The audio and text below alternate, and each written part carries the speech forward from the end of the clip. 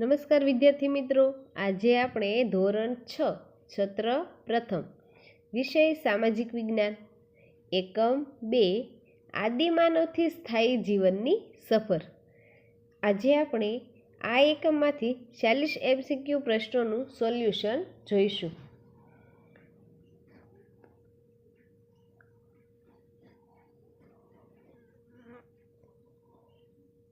તેમાં પહેલું છે આદિમાનવ એટલે? જવાબ ડી, આપેલ તમામ. આદિમાનવ એટલે ભટકતું જીવન જીવતા માનવીઓ, શિકાર કરીને જીવન જીવતા માનવીઓ, ખૂબ જ જૂના સમયના માનવીઓ. બીજું, આદિમાનવોના ખોરાકમાં કઈ વસ્તુનો સમાવેશ થતો નથી? એટલે કે આદિમાનવો ખોરાકમાં કઈ વસ્તુનો ઉપયોગ કરતા નથી? એ માંસ, બી કંદમૂળ, સી ફળો, ડી અનાજ. તો કે આદિમાનવો માંસ, કંદમૂળ અને ફળો એ વસ્તુનો ઉપયોગ કરતા હતા, અનાજનો કરતા ન હતા. તેથી જવાબ આવશે ડી અનાજ. ત્રીજું, ભારતમાં આદિમાનવોના વસવાટના સ્થળો શોધવામાં કોનો સમાવેશ ન કરી શકાય? એટલે કે ભારતમાં આદિમાનવો ક્યાં ક્યાં રહેતા હતા તે શોધવા માટે કોનો સમાવેશ ન કરી શકાય? તો તેમાં જવાબ આવશે એ અમલદારો.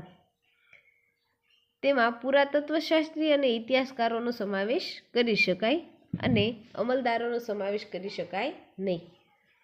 પ્રશ્ન 4, આદિમાનવો કયા પ્રાણીઓને શોધવા એક જગ્યાએથી બીજી જગ્યાએ ભટકતા રહેતા? એમાં જવાબ આવશે સી હરણ અને ઘેટા બકરા.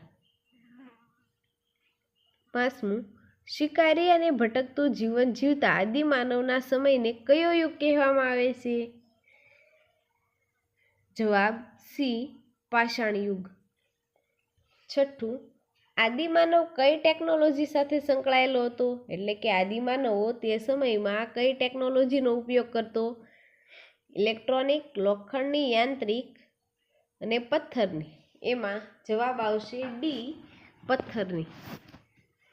7મું, મધ્યપ્રદેશમાં આદિમાનવોના વસવાટ માટેનું કયું સ્થળ મળી આવ્યું છે? મધ્યપ્રદેશમાં આદિમાનવો ક્યાં વસવાટ કરતા હતા, ક્યાં રહેતા હતા? અને ત્યાં મધ્યપ્રદેશમાં આદિમાનવોનું વસવાટ માટે કયું સ્થળ મળી આવ્યું છે? તો જવાબ આવશે બી ભીમબેટકા. 8મું, વરસાદ અને જંગલી પ્રાણીઓથી રક્ષણ મેળવવા આદિમાનવ કેવી ગુફામાં રહેતો હતો? એટલે કે આદિમાનવો જંગલમાં રહેતા ત્યારે વરસાદ અને જંગલી બીજા પ્રાણીઓ આવે તેનાથી રક્ષણ મેળવવા માટે કેવી ગુફાઓમાં રહેતા હતા? તો તેમાં આવશે એ પ્રાકૃતિક ગુફામાં.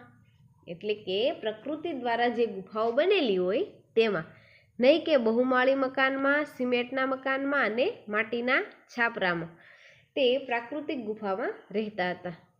9મું, આદિમાનવ પથ્થરનો ઉપયોગ કરતો હતો, તેમાં કઈ બાબતનો સમાવેશ થતો નથી?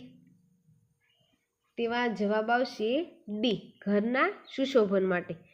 કારણ કે આદિમાનવો પથ્થરનો ઉપયોગ વનસ્પતિ કાપવા માટે કરતા, પ્રાણીને શીરી અને ચામડી કાઢવા માટે કરતા, પ્રાણીના ચામડાનો શરીરને ઢાંકવા માટે પણ ઉપયોગ કરતા હતા. તો જવાબ આવશે ડી ઘરના સુશોભન માટે તે પથ્થરનો ઉપયોગ કરતા નહોતા. 10મું, દક્ષિણ ભારતમાં કઈ ગુફામાંથી રાખના અવશેષો મળ્યા છે? જવાબ આવશે એ કરનૂલ. 11મું, કેટલા વર્ષ પહેલા આદિમાનવ અગ્નિનો ઉપયોગ કરવા લાગ્યો હતો? એટલે કેટલા વર્ષો પહેલા આદિમાનવ અગ્નિનો ઉપયોગ કરવા લાગ્યો હતો? તો કે બી 11,000 વર્ષ પહેલા. 12મું, માનવીને કઈ અવસ્થાને હન્ટર એન્ડ ગેધરર્સ કહેવામાં આવે છે? જવાબ આવશે એ આદિમાનવની અવસ્થાને. 13મું, આદિમાનવના જીવનમાં પરિવર્તન લાવનારી બીજી શોધ કઈ શોધ હતી? આદિમાનવના જીવનમાં પરિવર્તન લાવવા માટે બીજી કઈ શોધ હતી? જવાબ આવશે એ ચક્ર.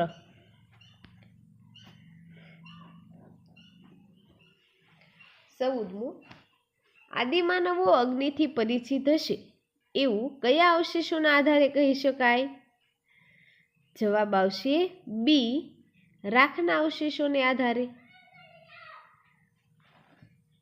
15મું, માનવીના સ્થાયી જીવનનો પ્રથમ સાથીદાર કોણ? માનવીની સાથે જીવનનો પ્રથમ સાથીદાર કોણ?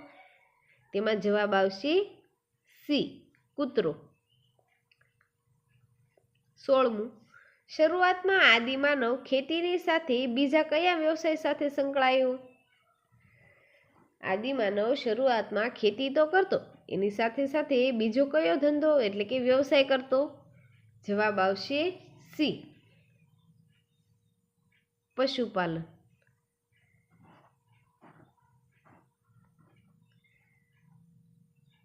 17મું, માનવ સ્થાયી જીવન જીવતો હતો ત્યારે શરૂઆતમાં કેવા રહેઠાણોમાં રહેતો હતો? એટલે કહેશે કે માનવીઓ પહેલા સ્થાયી એટલે કે એકની એક જગ્યાએ રહેતા હતા ત્યારે તે શરૂઆતમાં કેવા રહેઠાણમાં રહેતા હતા? જવાબ આવશે બી, ગારા માટી અને ઘાસના મકાનમાં રહેતા હતા. 18મું, કઈ બે પ્રવૃત્તિઓએ આદિમાનવને સ્થાયી જીવન તરફ પરિવર્તિત કર્યા? જવાબ આવશે એ, ખેતી અને પશુપાલન. 19મું, પથ્થરમાંથી બનાવેલા ખેતીના ઓજારોમાં કયા ઓજારનો સમાવેશ થતો નથી? જવાબ આવશે બી, હળ. 20મું, સ્થાયી થયેલા આદિમાનવમાં આવેલ વ્યાપક પરિવર્તનમાં કઈ બાબતનો સમાવેશ ન કરી શકાય? તેમાં જવાબ આવશે ડી, શિક્ષણનો. આદિમાનવના વ્યાપક પરિવર્તનમાં શિક્ષણનો સમાવેશ ન કરી શકાય. 21મું, મેહરગઢ હાલ ક્યાં આવેલું છે? મેહરગઢ હાલ ક્યાં આવેલું છે? જવાબ આવશે એ, પાકિસ્તાનમાં. 22મું, મેહરગઢમાંથી કોના અવશેષો મળી આવ્યા છે? જવાબ આવશે ડી, ઘઉં, જવ, ઘેટા બકરાના, પથ્થરના ઓજારોના. મેહરગઢમાંથી ઘઉં, જવ, ઘેટા બકરા અને પથ્થરના ઓજારો મળી આવ્યા છે. 23મું, ઇનામ ગામ ભારતના કયા રાજ્યમાં આવેલું છે? ઇનામ ગામ ભારતના મહારાષ્ટ્ર રાજ્યમાં આવેલું છે. જવાબ આવશે બી.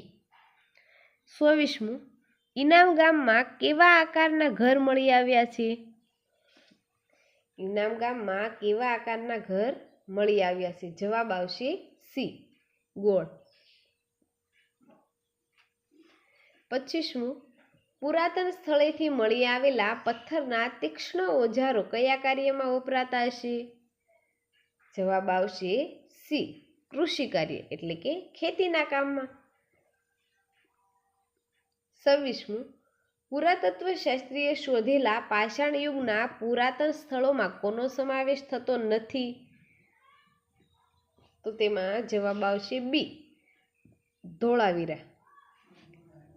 27મું, બિહારના કયા પુરાતન સ્થળેથી ભેંસ, બળદ અને ઓજારોના અવશેષો મળ્યા છે?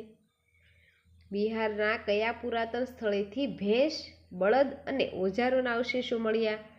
જવાબ આવશે એ, ચિરાંદથી. 28મું, પુરાતત્વવિદોને મળેલા અવશેષોમાં કઈ વસ્તુઓ નહોતી? પુરાતત્વવિદોને મળેલા અવશેષોમાં કઈ વસ્તુ નહોતી? તો તેમાં જવાબ આવશે રમકડા. પુરાતત્વવિદોને અનાજના દાણા, પશુઓના હાડક્યા અને ખેતીના ઓજારો મળ્યા હતા. જવાબ આવશે સી, રમકડા. 29મું, ઘાસના ક્ષેત્રો ઊભા થવાથી કયા પ્રાણીઓની સંખ્યામાં વધારો થયો હતો? જવાબ આવશે સી, તૃણાહારી પ્રાણીઓ. 30મું, આદિમાનવના સ્થાયી જીવન માટે નીચેનામાંથી કઈ બાબત જવાબદાર નથી?